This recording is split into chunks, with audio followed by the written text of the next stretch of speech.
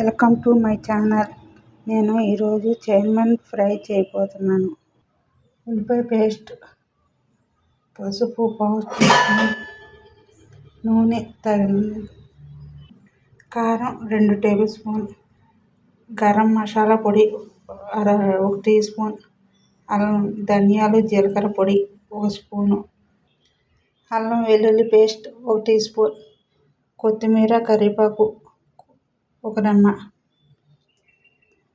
Chairman, నిమ్మకాయ, ఉప్పు వేసుకొని శుభ్రంగా కడుక్కొని ఇలా గిన్నెలో పెట్టుకోవాలి. ఇలా కళాయి పెట్టుకొని కాగాక ఆయిల్ పోసుకోవాలి.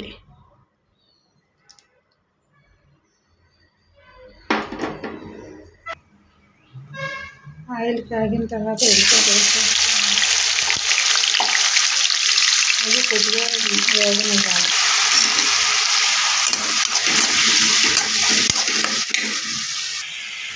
ఇది వేగిన తర్వాత అల్లం వెల్లుల్లి పేస్ట్ వేసుకోవాలి. అల్లం వెల్లుల్లి పేస్ట్ పచ్చివాసన పోయేలాగా వేసుకోవాలి. ఉప్పు తగినంత, కారం, పసుపు, ధనియాల పొడి, మసాలా పొడి,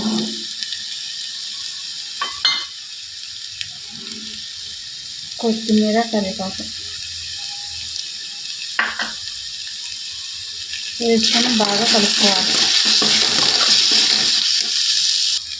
బాగా కలుపుకున్న తర్వాత చైర్మన్ వేసుకొని బాగా కలుపుకోవాలి.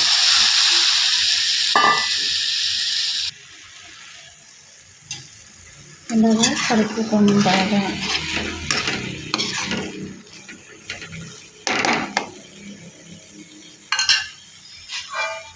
మూత పెట్టుకోవాలి. 2 నిమిషాలు మూత తీసుకొని మళ్ళీ ఒకసారి కలుపుకోవాలి.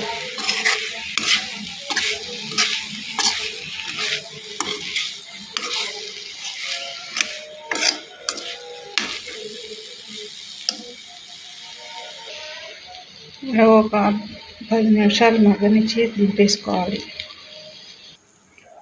Chairman fry ready.